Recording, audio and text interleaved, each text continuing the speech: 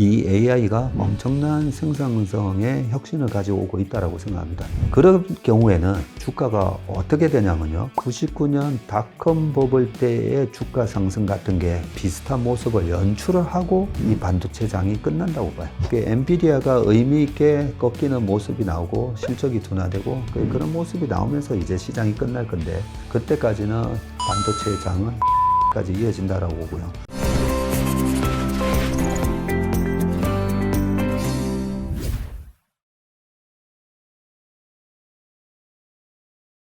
이제 뭐 인터넷 섹터 말고도 이제 작년 말에 가장 많이 나왔던 얘기가 올해에는 반도체가 간다. 네. 반도체 주가는 작년에도 많이 올랐지만 반도체 실적이 이제 작년 3분기 기점으로 바닥을 찍고 반등세로 돌아섰다라는 얘기가 펼쳐졌고, 그 다음에 뭐 정말로 뭐 이제 미국군 엔비디아가 뭐 사상 최고점을 돌파하면서 AI와 AI를 위시로 한 반도체가 이게 증시를 뭐 주도해가고 있는데, 이 테마 좀 어떻게 보고 계시나요? 지금 반도체는 이 반도체 생태계가 딱 만들어져 있어요.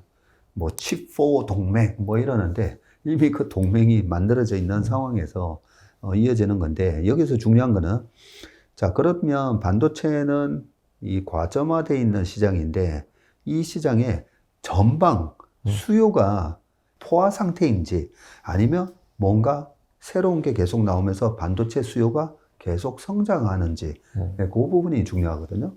자, 그런 측면에서 보면 반도체의 간단한 역사를 보면 우리가 과거에 PC, 모바일, 그 다음에 데이터 센터잖아요.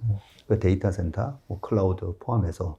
자, 여기서 이 세 거대한 전방 산업에 공급할 반도체는 메모리 말씀드리면 삼성전자, 하이닉스, 마이크론이 이렇게 딱 과점화해 가지고 생산을 했거든요.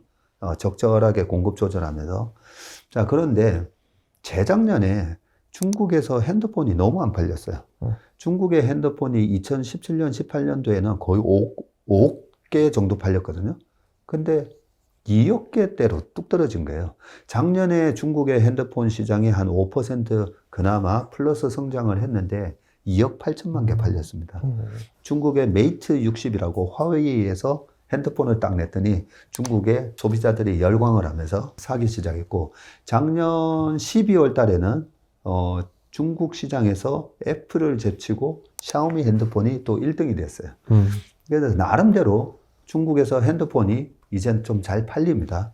그런데 뭐 애플이 팔리든 샤오미가 팔리든 화웨이가 팔리든 그 안에 들어가는 반도체는 삼성전자, 하이닉스 아니면 마이크론, 이 세에서밖에 안 만드는 거거든요. 전방의 수요가 이제 살아나고 있는데, 그런데 플러스 우리가 기대치도 않았던 엄청난 알파가 생겼던 거죠.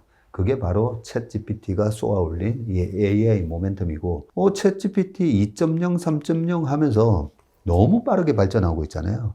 거기에 네이버 클로바 X뿐만 아니라 너도 나도 지금 이 AI 세상에서 뒤처지면 죽는다.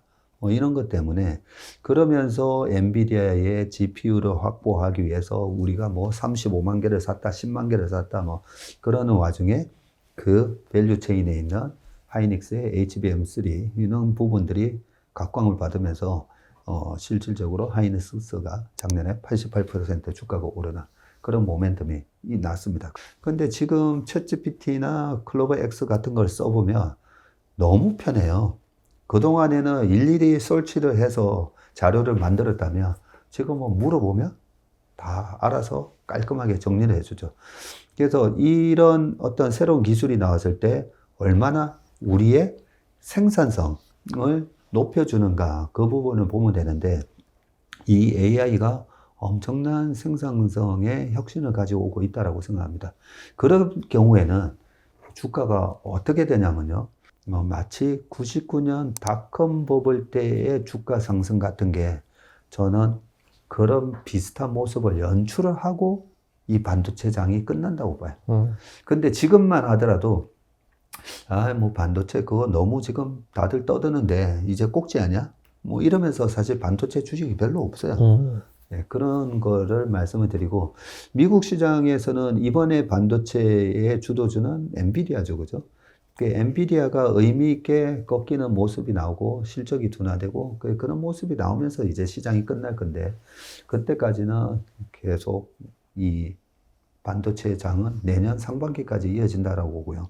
여기까지는 좀 장기적인 그런 불 스토리를 말씀을 드렸다면, 단기적으로 반도체가 1월 달에 싸게 살 수 있는 기회가 온다라는 말씀을 드렸었는데, 왜 그러냐면 이 짝수에 22년, 2020년, 2018년, 2016년, 2014년까지 이 짝수의 1월 달에 삼성전자의 1월 한 달입니다.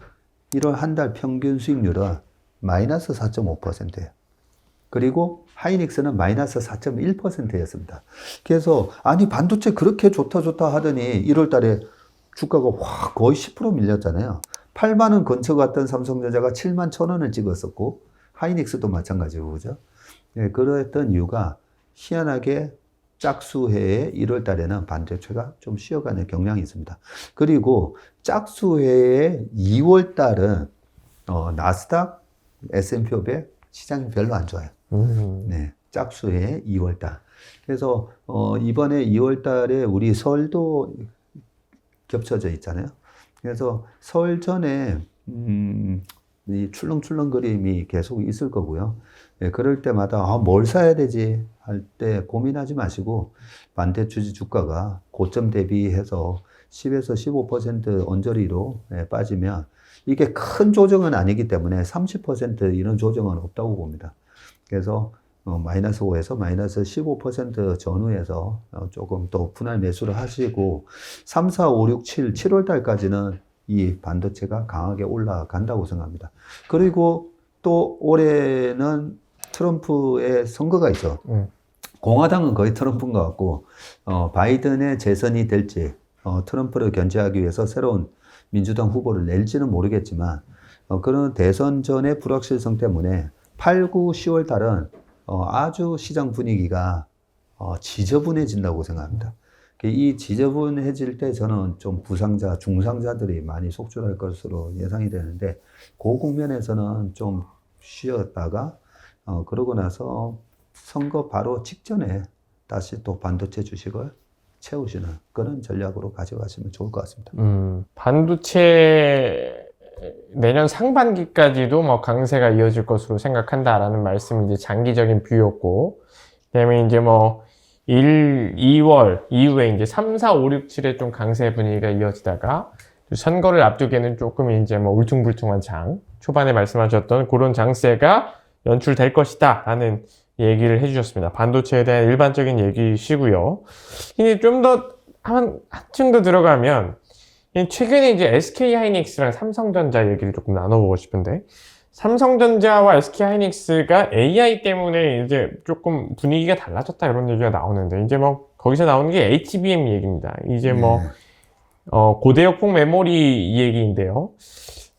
SK 하이닉스를 들고 있는 분들은 조금 더 뭐 미소를 지으실 것이고, 삼성전자 뭐 고점에 물리신 분들은 지금 좀 더 과연 가는 거냐? 뭐 이런 의구심도 조금 있으신 것 같은데요. 어떻게 보세요?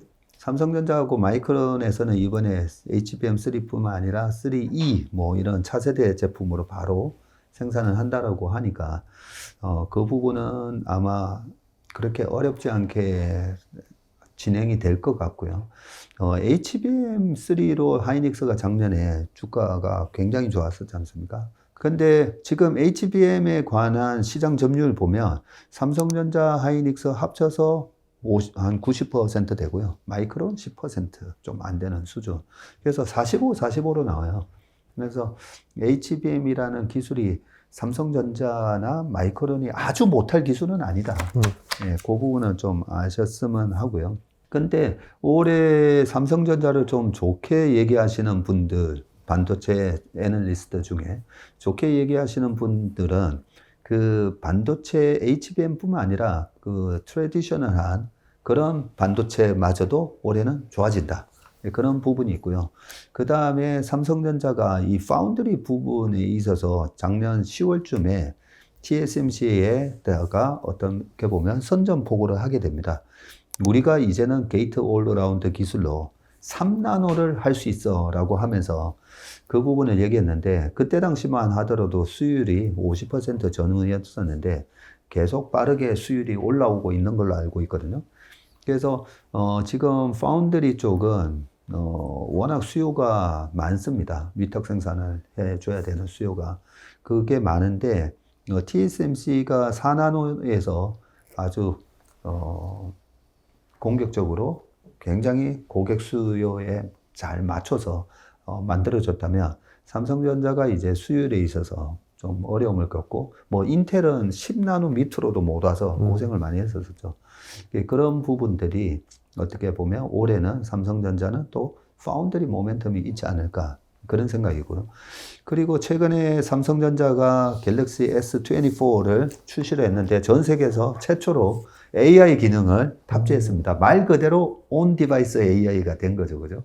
어디 서버랑 연결되는 게 아니라, 그런 부분에 대한 반응들이 지금 좀 좋게 나오고 있기 때문에 그동안에 휴대폰 모바일 사업부가 또 좀 지지부진했었는데, 뭐 그런 부분까지 살아나는 거 감안을 하고, 그리고 또 하나가 더 있는데요. 삼성전자가 보면 21년, 22년 그 3개년 주주환원 정책이 끝났어요.